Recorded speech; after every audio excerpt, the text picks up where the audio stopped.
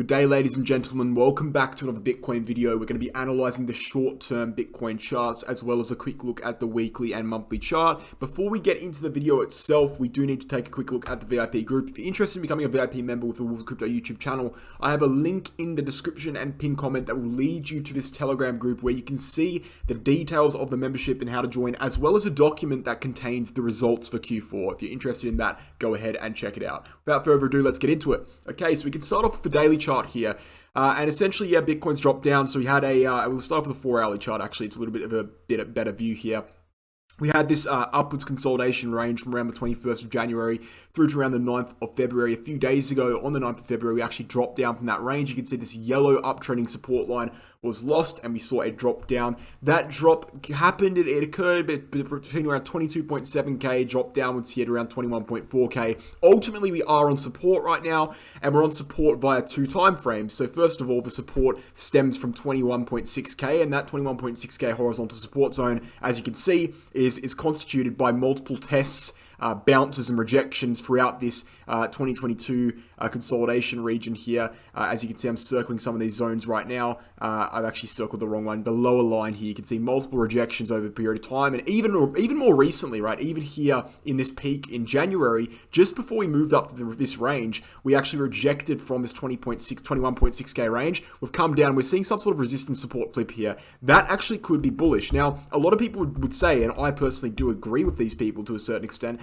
that after a 55% move to the upside, after the strongest January Bitcoin has seen since 2013, we need more of a correction than this, right? This is a little bit of a pathetic correction, and I agree with that. I do think it is a pathetic correction, but I do also identify the fact that us correcting further now would be very damaging to the Bitcoin macro structure. And the reason being is because right now, Bitcoin is on very strong support, and that strong support also stems, right, as well as being at 21.6k, which you just looked at, it also stems from this wedge formation. This is on the logarithmic chart, on the weekly chart. This pink wedge formation for Bitcoin is being held for support right now. And if we were to drop further right now from the next few days, Bitcoin would actually fall back within that wedge, right? And that would be very bearish because that means that breakout we had was a fake out, and that would lead to us retesting this uptrending yellow support line, which is, a pretty good reason to be macro bullish right now. But if we lose that, that's a pretty good reason to be macro bearish. So you can see the importance of holding this line right now for Bitcoin.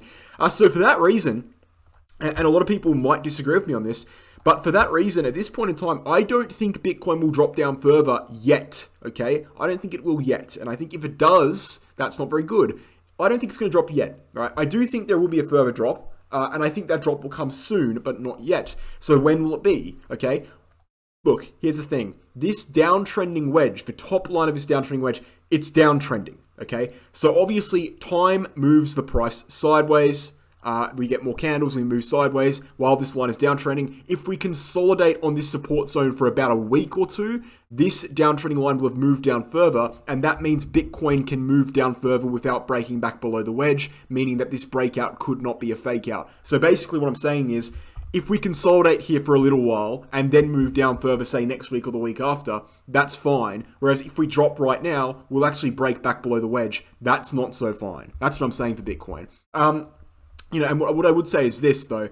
That weekly candle close is going to be occurring in 15 hours. Even on the next weekly candle close, right? Even by the time we see the next weekly candle close, the line, the wedge, right? So the lowest we can possibly go moves from 21.4k all the way down to 21.1k. So we can actually move down further starting tomorrow.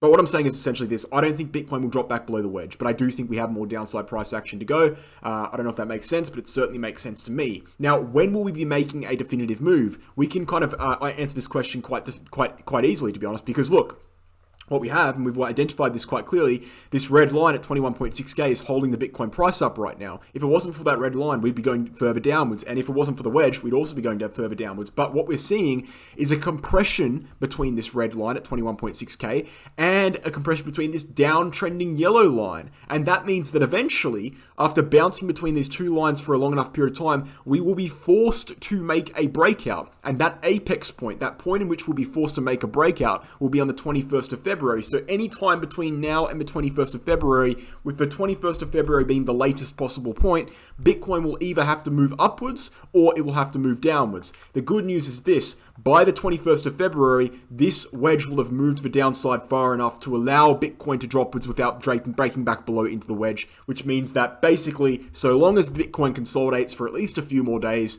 we're in pretty good territory and we can drop downwards further and it would be healthy, right? That's pretty good. Now, what I would say is this as well: this pink vertical line that I have on the screen here represents CPI.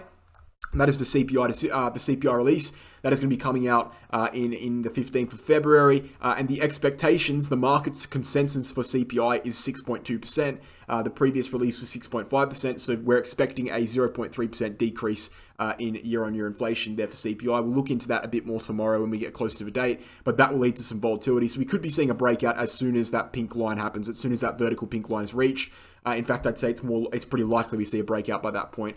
But ultimately, yes, that is Bitcoin right now. We're on support, and so is the total cryptocurrency market cap, right? Same thing, we're on support at 963 billion here, and so is Ethereum. Everything's on support right now, and that's quite good. On a macro time frame, we are rejecting. You know, the monthly chart has seen a strong rejection from that red line and will most likely be downtrending towards that green line in 16 days. So I do think, apologies, I do think that, as I said, Bitcoin can certainly go down further, and it probably needs to, but I think that within the next few days, we'll just be seeing some consolidation, some boring price action. That's my personal opinion on Bitcoin. I think that'd be quite healthy. If we do drop down from the next few days, as I said, it won't be very healthy because we'll be dropping back below the wedge. But what I would say, I want to say one more thing in this video, is that if we eventually do get that drop downwards, which very much is possible, where would we likely go to? And that's quite simple to answer. All we need to bring up is the 200-day SMA, and that is the green line here. And we can see that that green line lines up perfectly with this green horizontal support box. And that support box between around 19.5K and 20K, lines up quite well for 2017 all-time high, and also some consolidation in the price region before the blow up in 2020 that's loading on the screen here. So if we do go down further, which is definitely a possibility, sometime in this month, in the remaining of this month, we could very well go down to that 19.5 to 19.5 to 20K region, and that would be a very, very healthy drop, and there'd be nothing wrong with that at all, provided we stay above the wedge while doing it. So that's my opinion on Bitcoin, guys. I'm going to look into it a bit more tomorrow when we get some more development in the charts. As of right now, it's holding support quite confidently, and there's no real reason to be concerned on a macro basis here. Even if we do drop further, it's really not concerning. I do think the bottom is in for Bitcoin. Again, the top of this range is 25K.